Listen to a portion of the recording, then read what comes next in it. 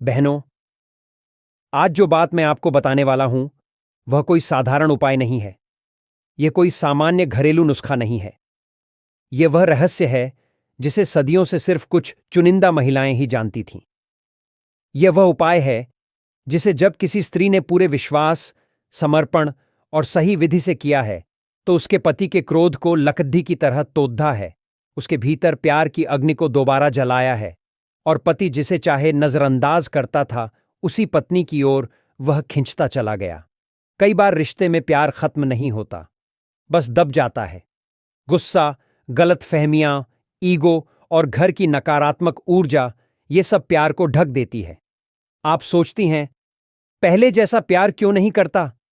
पहले जैसी बात क्यों नहीं है? कहाँ चली गई वो मिठास, वो हंसी, वो छेड़छाड़ दहा? और कुछ महिलाओं के दिल में ये दर्द होता है। मैं चुप रहती हूं, वो और ज्यादा बोलता है।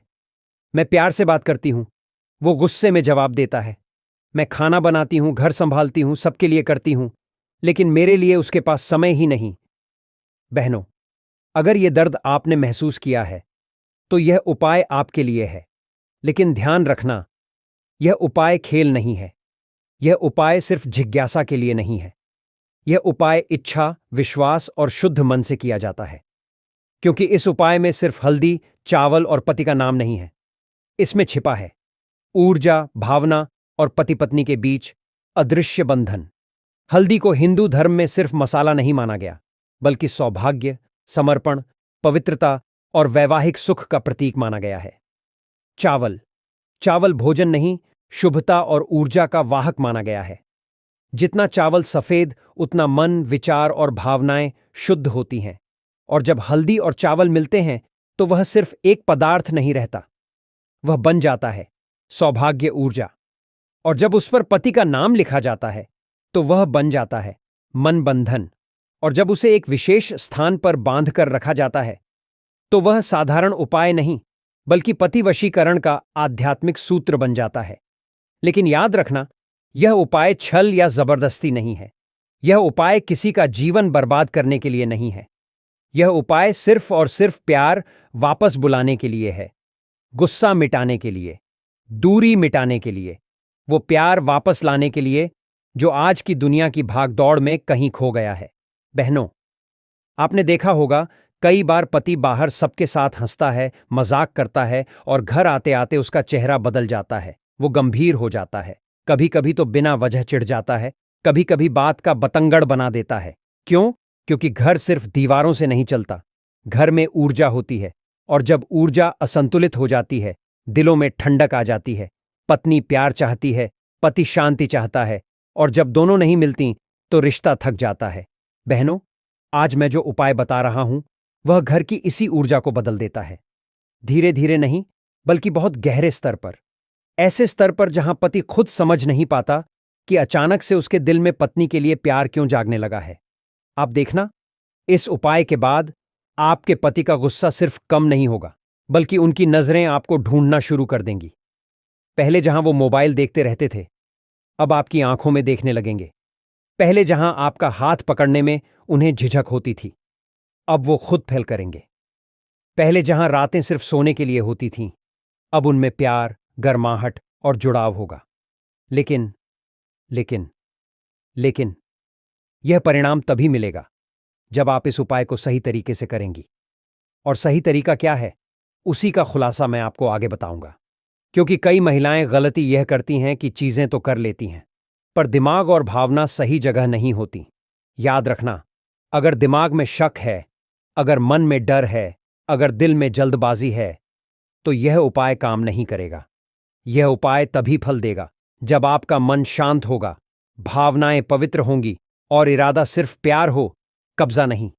क्योंकि पति को वश में करने का मतलब यह नहीं कि आप उसे कैदी बना लो। पति को वश में करने का मतलब यह है उसके मन में आपकी जगह फिर से सबसे ऊंची हो जाए।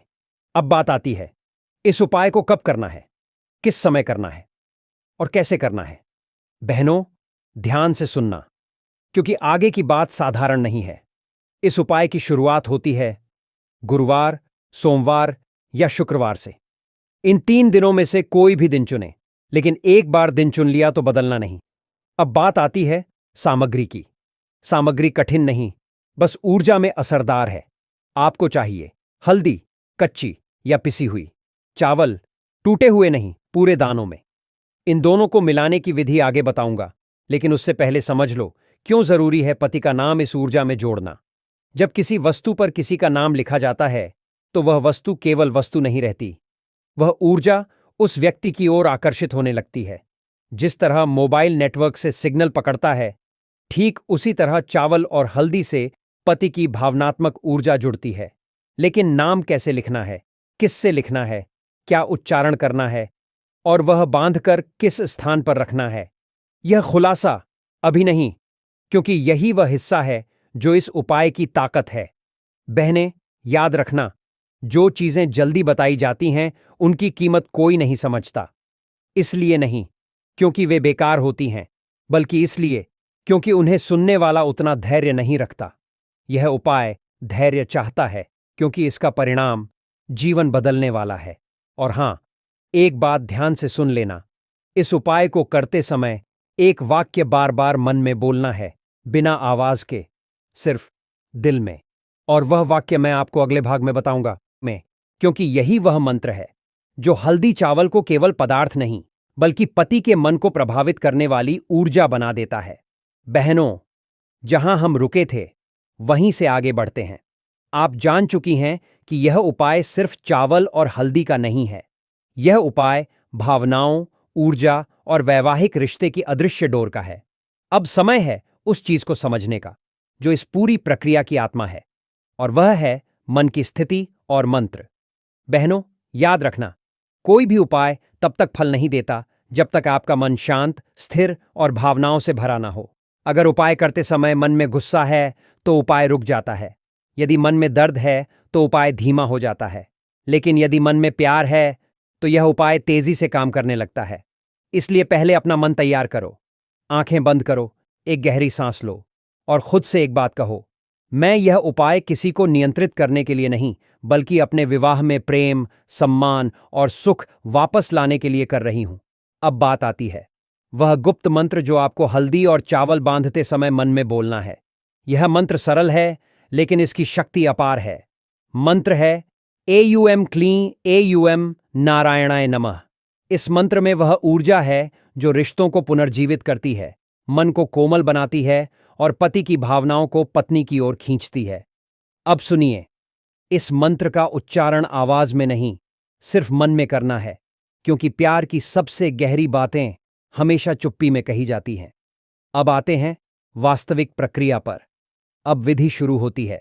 सबसे पहले हल्दी और चावल को एक छोटे कटोरे में लीजिए, लेकिन ध्यान, चावल टूटे हुए नहीं होने चाहिए। हल्दी शुद्ध होनी चाहिए, मार्केट वाली मिलावटी नहीं। और सबसे जरूरी, यह प्रक्रिया रात के समय नहीं, सुबह या संध्या के समय करनी है। क्यों?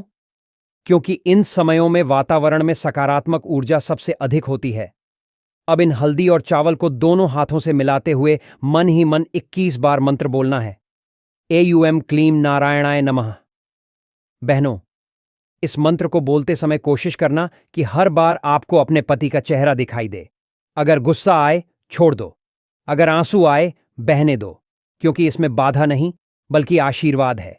आंसू भावनाओं को शुद्ध करते हैं, और जब भावना शुद्ध होती है, ऊर्जा तुरंत काम करती है। अब बारी आती है पति का नाम इस ऊर्जा में जोड़ने की।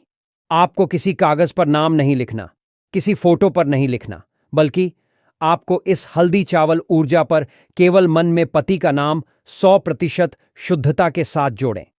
3 बार बोलते हुए स्पर्श करना है। ध्यान रखना, नाम पूरा होना चाहिए, जैसे राहुल सिंह, संजय कुमार, आनंद वर्मा। केवल राहुल, संजय, आनंद नहीं, क्योंकि ऊर्जा पूरे अस्तित्व को पुकारती है, सिर्फ एक नाम को नहीं।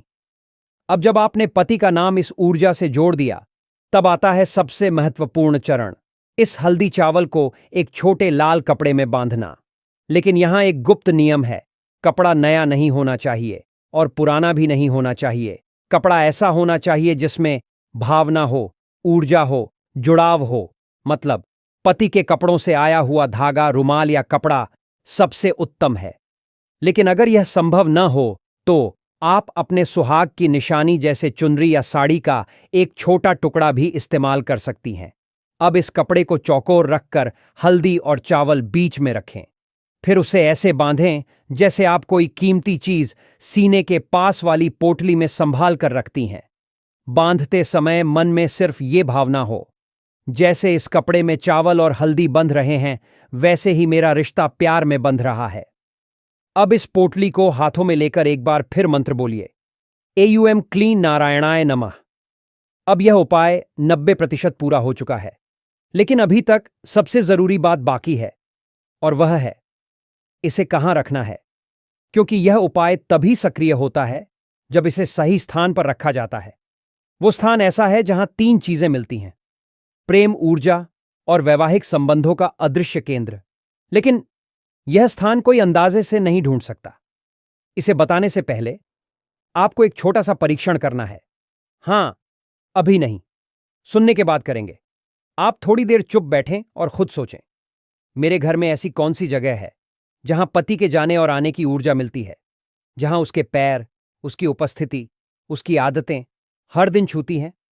हो सकता है आपके मन में कुछ जगहें आ चुकी हों, पर सही स्थान एक ही है और उसका खुलासा होगा, लेकिन अब भी नहीं, क्योंकि उससे पहले आपको जानना होगा इस उपाय को करने के बाद क्या संकेत आने लगते हैं।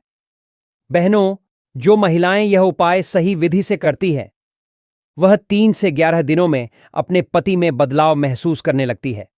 पहला संकेत, पति का स्वभाव नरम होने लगेगा। दूसरा संकेत, पति छोटी छोटी बातों पर ध्यान देने लगेगा। तीसरा संकेत, पति पहले जहां देर से घर आता था, अब जल्दी आने की इच्छा महसूस करेगा। और चौथा संकेत, रात को सोते समय पत्नी की उपस्थिति में आराम महसूस करेगा। कुछ महिलाएं पूछती हैं, क्या इससे पति पहले की तरह रोमांटिक हो जाएगा? जवाब है हां, लेकिन धीरे धीरे। क्योंकि प्यार सूखे पौधे जैसा है, उस पर पानी डालते ही फूल नहीं खिलते, लेकिन जड़ें नरम होने लगती हैं। और यही इस उपाय की खूबसूरती है। अब बस एक ही बात बाकी है, वह गुप्त स्थान, जो इस उपाय को शक्तिशाली से अद्भुत बना देगा। बहनों, अब शुरू होता है इस उपाय का सबसे महत्वपूर्ण हिस्सा। जो बात अब आप सुनने वाली हैं, वह सिर्फ ज्ञान नहीं है, वह शक्ति है।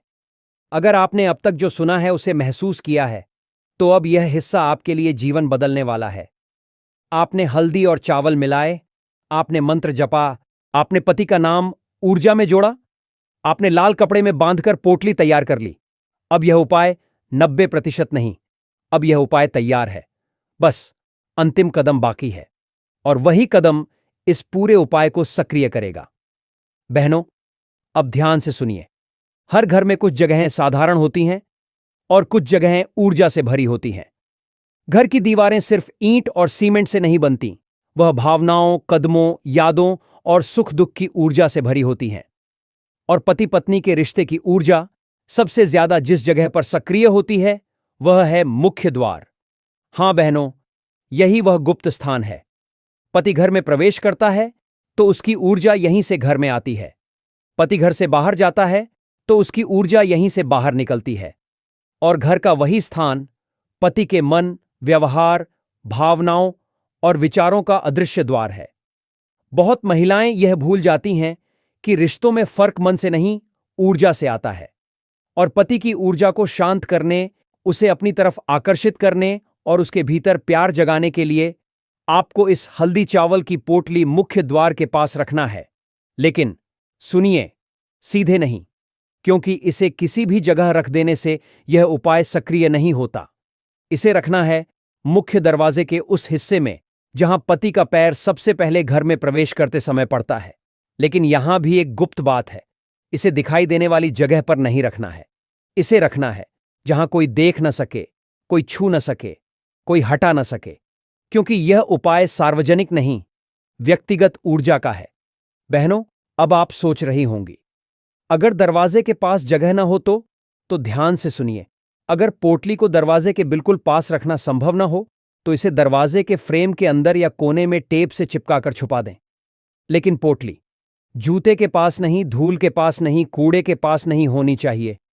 यह पोटली ऐसी जगह रखनी है जहां पति की ऊर्जा इससे टकराए, लेकिन किसी बाहरी व्यक्ति की नजर न पड़े। बहनें, अब इस उपाय का सबसे बड़ा नियम सुन लो। इस पोटली को रखने के बाद आपको पीछे मुड़कर नहीं देखना है। अगर आपने पीछे देखा तो ऊर्जा धीमी हो जाएगी, क्योंकि पीछे देखना मतलब शंका, और जहां शंका है वहां चमत्कार नहीं होता। अब सवाल यह है, इस पोटली को कितने दिन रखना है? तो सुनिए, यह पोटली 11 दिन तक वहीं रखनी है। ना हटानी है, ना छूना है, ना बदलना है।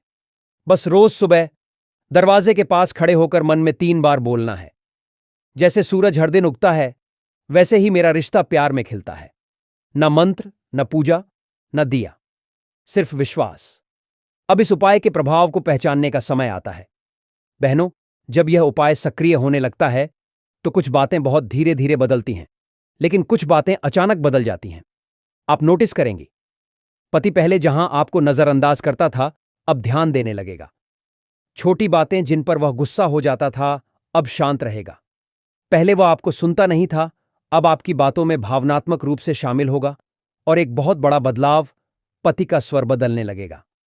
पहले उसकी आवाज कठोर थी, अब उसमें कोमलता और अपनापन आ जाएगा। कई बार ऐसा होगा कि वह खुद कहेगा, आज रात मेरे पास बैठो, तुम्हारे बिना घर खाली लगता है, मैं जानता हूं तुम मुझसे कितना प्यार करती हो। कुछ महिलाएं सोचेंगी, इतना बदलाव कैसे? तो सुनना, रिश्ते में दूरी शब्दों से नहीं बनती, ऊर्जा से बनती है। और जब ऊर्जा बदलती है तो स्वभाव, व्यवहार, नजरें, बातें और रिश्ता सब बदल जाते हैं। लेकिन याद रखना, यह उपाय तब तक फल देता रहेगा जब तक आपकी नीयत साफ हो। अगर आप यह उपाय ईगो, गुस्सा, बदला या जिद में कर रही हैं तो असर आधा रह जाएगा, लेकिन अगर आप इसे प्यार में कर रही हैं तो इसका प्रभाव गहरा होगा। अब सवाल आता है, 11 दिन बाद क्या करना है? क्या पोटली हटानी है? कहाँ रखनी है? जला देनी है? फेंक देनी है? कहीं दबानी है? इसका जवाब, बहनों, यही सबसे बड़ा रहस्य है। बहनों, अब हम इस पूरे उपाय के अंतिम और सबसे शक्तिशाली चरण तक पहुंच चुके हैं। यह वह हिस्सा है जो पूरा काम बंद से खुला करता है, ऊर्जा को सक्रिय से स्थायी करता है और पति के मन में प्रेम को क्षणिक नहीं, स्थायी बनाता है। आपने हल्दी चावल की पोटली तैयार की, आपने उसे दरवाजे के पास उस जगह रखा, आपने 11 दिन तक नियम निभाया। अब सवाल यह है, 11वें दिन के बाद उस पोटली का क्या करना है? बहनों, ध्यान से सुनिए, इस पोटली को न तो फेंकना है, न जलाना है, न पानी में बहाना है। अब इस पोटली ने अपना पहला काम पूरा किया है, पति की ऊर्जा को आपकी ऊर्जा से जोड़ने का काम। अब इसे अपनी दूसरे स्तर की जगह पर रखना होगा, क्योंकि इस उपाय में 2 ऊर्जा स्तर होते हैं। स्तर, उद्देश्य स्थान। पहला स्तर, पति की ऊर्जा को आकर्षित करना, मुख्य द्वार। दूसरा स्तर, प्रेम, आदर और रिश्ते को स्थायी बनाना, घर का वैवाहिक केंद्र। अब आप सोचेंगे, वैवाहिक केंद्र कहां होता है? बहनों, यह जगह हर घर में होती है, बस लोग पहचान नहीं पाते। यह वह जगह है जहां पति पत्नी भावनाओं से जुड़े होते हैं, दिल की बात करते हैं और जहां रिश्ते की ऊर्जा सबसे ज्यादा रहती है। और वह जगह है पति के तकिए के नीचे या पास। हां बहनों, यह अंतिम स्थान बिस्तर नहीं, बिस्तर की वह जगह है जहां आपके पति का सिर रात में विश्राम करता है, क्योंकि दिन भर की ऊर्जा बिखरी रहती है, लेकिन रात की ऊर्जा हमेशा सबसे शुद्ध और सबसे प्रभावशाली होती है। अब इस पोटली को पति के तकिए के नीचे या पास के नीचे या तकिए के कवर के अंदर छुपाकर या बेड के उस हिस्से में जहां सिर रहता है, वहां गद्दे के नीचे रख दें। लेकिन ध्यान, पति को इस बारे में पता नहीं चलना चाहिए। इसे कभी भी दिखने वाली जगह पर नहीं रखना, क्योंकि यह उपाय खुली घोषणा पर नहीं, छुपे आशीर्वाद पर काम करता है। अब आते हैं इस उपाय के अंतिम नियम पर। बहनों, इस पोटली को जगह बदलते समय आपको कोई मंत्र नहीं बोलना, कोई पूजा नहीं करनी, बस मन में एक ही वाक्य बोलना है, हमारा रिश्ता मजबूत है, हमारा प्रेम अटूट है। यही वाक्य इस ऊर्जा को स्थायी कर देता है। अब सुनिए, परिवर्तन कब और कैसे दिखाई देगा। बहुत सी महिलाएं 11 दिनों में ही परिणाम देख लेती हैं, कुछ को 21 दिनों में, कभी कभी इसे 41 दिन भी लग सकते हैं, लेकिन असर निश्चित है। शुरुआत छोटे संकेतों से होगी। पति अचानक आपकी तारीफ करेगा, 41 दिन भी लग सकते हैं, लेकिन असर निश्चित है। शुरुआत छोटे संकेतों से होगी। पति अचानक आपकी तारीफ करेगा, हल्की सी मुस्कान देकर बात शुरू करेगा, पहले से ज्यादा समय देगा, गुस्सा बहुत कम हो जाएगा और सबसे बड़ी बात, वह खुद आपके पास बैठने लगेगा। धीरे धीरे उसकी आवाज बदलने लगेगी, उसके शब्दों में मिठास आएगी, वह रिश्ता आगे से चलाने की कोशिश करेगा। कुछ महिलाएं तो हैरान रह जाती हैं जब पति अचानक कह देता है, आज तुम बहुत अच्छी लग रही हो, तुम्हारे बिना घर अधूरा है, मुझे एहसास है तुम मेरे लिए कितना करती हो। कई पति जो वर्षों से रोमांटिक नहीं थे, उनकी आंखों में दोबारा प्यार चमकने लगता है, क्योंकि यह उपाय मन नहीं, आत्मा को छूता है। अगर पति आपसे दूर हैं या अलग रहते हैं, तो यह उपाय और भी तेज असर करता है, क्योंकि दूरी केवल शरीर की होती है, ऊर्जा की नहीं। और पति का नाम, मंत्र और यह गुप्त स्थान उनकी ऊर्जा को आपकी ओर खींचने लगता है। अब आखिरी और सबसे महत्वपूर्ण बात, 3 महीने बाद आप इस पोटली को खोलेंगी नहीं, आप इसे फेंकेंगी नहीं, आप इसे बहाएंगी नहीं, आप इसे केवल एक जगह रख देंगी, अपने कपड़ों की अलमारी में, जहां आप अपनी सिंदूर या चूड़ियां रखती हैं, क्योंकि अब यह पोटली कोई उपाय नहीं, आपके रिश्ते की रक्षा बन चुकी है। और सुनिए, यदि कभी पति फिर गुस्सा कर भक्तों, आज हम आपको बताएंगे कि पूजा में उपयोग किए जाने वाले दिए और मंदिर की घंटी से जुड़ी कुछ महत्वपूर्ण बातें, जिनका सही तरह से पालन करने से आपकी पूजा का फल कई गुना बढ़ सकता है। अक्सर लोग इन छोटी छोटी बातों को नजरअंदाज कर देते हैं जिससे पूजा का पूरा लाभ नहीं मिल पाता। तो आइए जानते हैं कि दिए और घंटी का सही उपयोग कैसे करें। सबसे पहले बात करते हैं मिट्टी के दिए की। जब भी कोई बड़ा त्योहार आता है, खासकर दिवाली, नवरात्रि या किसी विशेष पूजा अनुष्ठान का आयोजन होता है, तब मिट्टी के दिए जलाने की परंपरा होती है। यह बहुत ही शुभ माना जाता है। घर के मंदिर में या दरवाजे के पास इसे जलाने से घर में सकारात्मक ऊर्जा बनी रहती है। मिट्टी का दिया शुभता का प्रतीक माना गया है और इसका उपयोग करने से किसी भी प्रकार का वास्तु दोष नहीं होता। लेकिन मंदिर में इसके उपयोग से जुड़ा एक विशेष नियम है, जिसे बहुत कम लोग जानते हैं। मिट्टी के दिए को केवल एक बार जलाने के बाद दोबारा मंदिर में नहीं रखना चाहिए। हर बार नया मिट्टी का दिया जलाना ही शुभ माना गया है। ऐसा करने से घर में सुख समृद्धि बनी रहती है और देवी देवताओं की कृपा प्राप्त होती है। अब बात करते हैं धातु के दियों की। आपने देखा होगा कि कई लोग पूजा में पीतल या तांबे के दियों का उपयोग करते हैं। ये दिए न सिर्फ दिखने में सुंदर लगते हैं, बल्कि इनका धार्मिक महत्व भी बहुत ज्यादा है। अगर आप भी धातु के दिए का उपयोग करते हैं, तो इसकी शुद्धता बनाए रखना बेहद जरूरी है। पूजा में उपयोग किए जाने वाले किसी भी चीज को अशुद्ध नहीं रखना चाहिए, खासकर दिया तो बिल्कुल भी नहीं। इसलिए इसे रोज साफ करना चाहिए। सबसे अच्छा तरीका है कि इसे गंगा जल से धोया जाए। गंगा जल से इसे शुद्ध करने से इसकी पवित्रता बनी रहती है और घर में सकारात्मक ऊर्जा का प्रवाह होता है। कई लोग इसे हफ्ते में 1 या 2 बार ही साफ करते हैं, लेकिन ऐसा करने से यह पूरी तरह से शुद्ध नहीं हो पाता। इसलिए इसे रोज धोने की आदत बनाएं। अब आगे इस वीडियो में हम आपको बताएंगे कि मंदिर की घंटी को कब और कैसे साफ करना चाहिए और इसे कितनी बार बजाना चाहिए। इसलिए इस ज्ञानवर्धक जानकारी को अधूरा छोड़कर मत जाइए। वीडियो को पूरा देखिए ताकि आपको सही जानकारी प्राप्त हो सके। भक्तों, अब बात करते हैं घर के मंदिर में रखी घंटी के महत्व और सही उपयोग की। आपने देखा होगा कि हर मंदिर में घंटी जरूर होती है, चाहे वह घर का मंदिर हो या कोई बड़ा देवालय। इसकी मधुर ध्वनि जहां एक ओर सकारात्मक ऊर्जा को बढ़ाती है, वहीं दूसरी ओर नकारात्मक शक्तियों को दूर भी करती है। लेकिन क्या आप जानते हैं कि घंटी को सही दिशा में रखना और सही विधि से बजाना बहुत जरूरी होता है। अगर इसे गलत दिशा में रखा जाए या गलत तरीके से बजाया जाए, तो यह शुभ फल देने के बजाय विपरीत प्रभाव भी डाल सकती है। घर के मंदिर में आमतौर पर पीतल की घंटी ही देखी जाती है, क्योंकि यह सबसे शुभ मानी जाती है। ध्यान देने वाली बात यह है कि घंटी को कभी भी दक्षिण दिशा में नहीं रखना चाहिए, क्योंकि इसे अशुभ माना जाता है। इसे हमेशा पूजा स्थल के पास या मंदिर के प्रवेश द्वार पर रखना चाहिए। इससे जब भी आप मंदिर में प्रवेश करें, तो सबसे पहले घंटी बजाकर भगवान को अपनी उपस्थिति का एहसास करा सकें। सबसे उत्तम घंटी वह होती है जिस पर गरुड़ की नक्काशी बनी हो, जिसे गरुड़ घंटी कहा जाता है। यह घंटी विशेष रूप से शुभ मानी जाती है और इसकी ध्वनि घर के वातावरण को अत्यंत पवित्र बना देती है। अब जानते हैं कि घंटी को कितनी बार और कब बजाना चाहिए। जब भी भगवान को भोग लगाएं तो घंटी को 5 बार बजाना चाहिए। ऐसा करने से भगवान प्रसन्न होते हैं और भोग को शीघ्र स्वीकार करते हैं।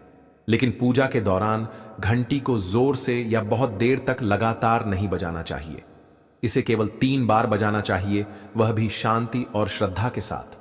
घंटी हमेशा दाहिने हाथ से ही बजाएं और इसे बजाते समय आपका मुख पूजा स्थल की ओर होना चाहिए। घंटी से जुड़ी एक और महत्वपूर्ण बात यह है कि इसे केवल सुबह की पूजा में ही बजाना चाहिए। शाम की पूजा में घंटी बजाना अच्छा नहीं माना जाता। ऐसा करने से घर में शांति भंग हो सकती है और पूजा का पूर्ण फल नहीं मिल पाता। इसलिए इस नियम का पालन करके आप अपनी पूजा को अधिक फलदायी बना सकते हैं। अब एक और महत्वपूर्ण बात, जब भी आप किसी मंदिर जाते हैं, खासकर घर के बाहर के मंदिर में, तो मंदिर में प्रवेश करते ही घंटी बजानी चाहिए। इसका अर्थ होता है कि आपने भगवान के दरबार में प्रवेश कर लिया है और अब आप उनकी पूजा आरंभ करने जा रहे हैं। लेकिन जब आप मंदिर से बाहर निकलें तो घंटी बजाने की आवश्यकता नहीं होती। घंटी बजाने का भी एक विशेष संकेत होता है। अगर आप एक बार घंटी बजाते हैं तो इसका अर्थ होता है कि आपने मंदिर में प्रवेश किया और भगवान को अपनी उपस्थिति का संकेत दिया। अगर आप 2 बार घंटी बजाते हैं तो इसका अर्थ होता है कि आप अपनी प्रार्थना और मन की बातें भगवान के समक्ष रख रहे हैं। यह छोटी छोटी बातें दिखने में भले ही सामान्य लगें, लेकिन इनका गहरा आध्यात्मिक महत्व है। तो भक्तों, इन नियमों का पालन करें और अपनी पूजा को और भी प्रभावशाली बनाएं। अब आगे हम आपको कुछ ऐसी बातें बताने जा रहे हैं जिन्हें शायद ही कोई आपको बताएगा। इसलिए इस ज्ञानवर्धक जानकारी को अधूरा छोड़कर मत जाइए। पूरी बात ध्यान से सुनिए ताकि आप भगवान को आसानी से प्रसन्न कर सकें। लेकिन उससे पहले, अगर आप भी चाहते हैं कि लक्ष्मी माता का आशीर्वाद आप पर बना रहे, तो इस वीडियो को एक लाइक करें और आपके अपने चैनल सब्सक्राइब कर लें और कमेंट बॉक्स में जय लक्ष्मी माता जरूर लिखें। इससे हमें मोटिवेशन मिलता है, जिससे हम आप लोगों के लिए और अच्छे अच्छे वीडियो बना पाते हैं। और साथ ही आप अपनी राशि को कमेंट बॉक्स में जरूर डाल दें, क्योंकि हम राशि से जुड़ा भाग्य भी बताते हैं और भाग में चल रही परेशानियों को तत्काल दूर करने के लिए आसान से आसान उपाय भी बताते हैं। इसलिए आप अपनी राशि कमेंट बॉक्स में जरूर डाल दें। भक्तों, अब हम आपको बताने जा रहे हैं पूजा घर से जुड़े कुछ बेहद जरूरी नियम, जिनका सही तरीके से पालन करने से आपकी पूजा का प्रभाव कई गुना बढ़ सकता है। कई लोग अनजाने में ऐसी गलतियां कर बैठते हैं जो पूजा का पूरा फल मिलने में रुकावट बन जाती हैं। अगर आप चाहते हैं कि आपकी भक्ति भगवान तक पहुंचे और घर में सुख समृद्धि बनी रहे, तो इन बातों को जरूर ध्यान में रखें। सबसे पहली और महत्वपूर्ण बात यह है कि पूजा करते समय आपका मुख हमेशा पूर्व दिशा की ओर होना चाहिए। यह दिशा बहुत शुभ मानी जाती है, क्योंकि इससे सकारात्मक ऊर्जा का प्रवाह बढ़ता है और पूजा का प्रभाव तेज होता है। हालांकि अगर किसी कारणवश पूर्व दिशा में बैठकर पूजा करना संभव न हो, तो पश्चिम दिशा की ओर मुंह करके भी पूजा की जा सकती है, लेकिन सबसे उत्तम दिशा पूर्व ही मानी गई है। उत्तर दिशा में बैठकर भी पूजा की जा सकती है, लेकिन दक्षिण दिशा की ओर मुख करके पूजा करना वर्जित माना गया है। अब बात करते हैं पूजा घर की सही जगह की। घर की सीढ़ियों के पास या उनके नीचे पूजा स्थल बनाना अशुभ माना जाता है। इससे पूजा स्थल में नकारात्मक ऊर्जा का संचार हो सकता है, जिससे घर में शांति भंग हो सकती है। इसलिए पूजा घर को हमेशा ऐसी जगह बनाएं जहां शांति बनी रहे और वहां कोई अव्यवस्था न हो। भगवान का आसन हमेशा ऊंचा होना चाहिए। इसका अर्थ यह है कि जहां आप बैठते हैं वहां से भगवान की मूर्ति कम से कम 10 इंच ऊंची होनी चाहिए। भगवान की प्रतिमा को सीधे जमीन पर रखना अशुभ माना जाता है। इससे न केवल पूजा का प्रभाव कम होता है, बल्कि घर की सकारात्मक ऊर्जा भी प्रभावित हो सकती है। ऊंचा आसन रखने से ऊर्जा का प्रवाह सही दिशा में होता है और पूजा स्थल में पवित्रता बनी रहती है। जब भी आप पूजा करें तो हमेशा किसी चटाई, आसन या कालीन पर बैठकर ही करें। यह न केवल आरामदायक होता है, बल्कि इससे आपकी एकाग्रता और श्रद्धा भी बढ़ती है। छोटे आसन पर बैठकर पूजा करना भी शुभ होता है, लेकिन ध्यान रहे कि आपका आसन भगवान के आसन से ऊंचा ना हो। ऐसा करने से पूजा का महत्व बढ़ता है और भगवान के प्रति श्रद्धा व सम्मान का भाव प्रकट होता है।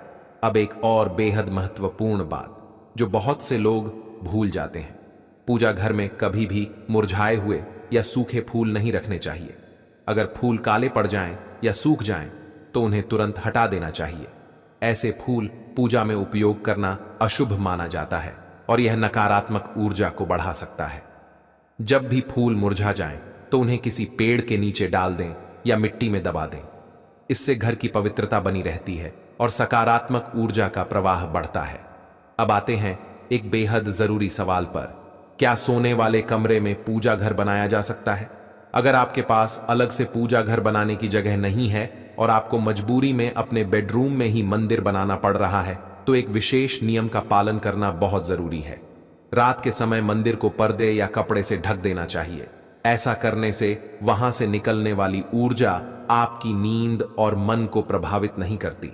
भक्तों, यह छोटे छोटे नियम दिखने में साधारण लग सकते हैं, लेकिन इनका प्रभाव बहुत गहरा होता है।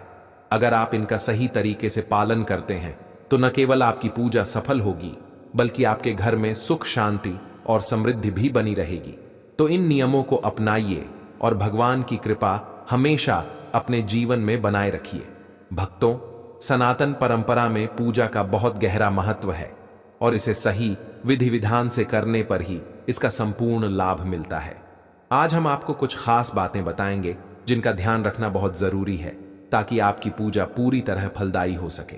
सबसे पहली और महत्वपूर्ण बात यह है कि पूजा करते समय काले कपड़े पहनने से बचना चाहिए। ऐसा माना जाता है कि काला रंग नकारात्मक ऊर्जा को आकर्षित करता है, जिससे पूजा की शुद्धता प्रभावित हो सकती है। जब भी पूजा करें तो हल्के और शुभ रंग के वस्त्र पहनें, जैसे सफेद, पीला, गुलाबी या लाल, ताकि मन शांत और सकारात्मक बना रहे।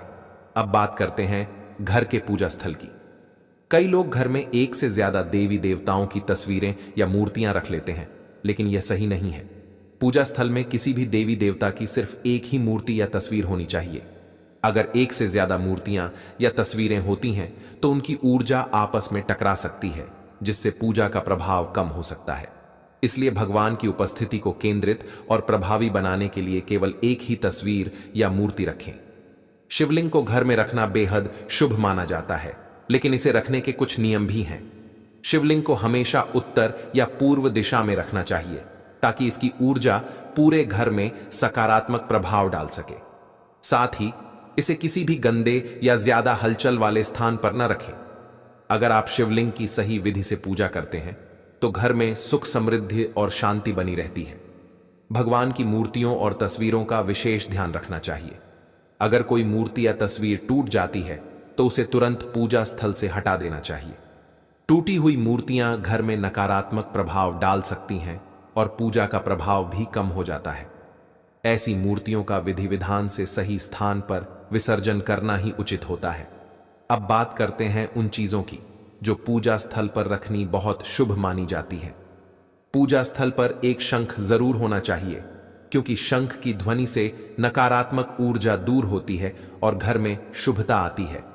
इसी तरह गोमती चक्र भी बहुत प्रभावी होता है, जो घर में सुख, समृद्धि और धन वृद्धि को आकर्षित करता है।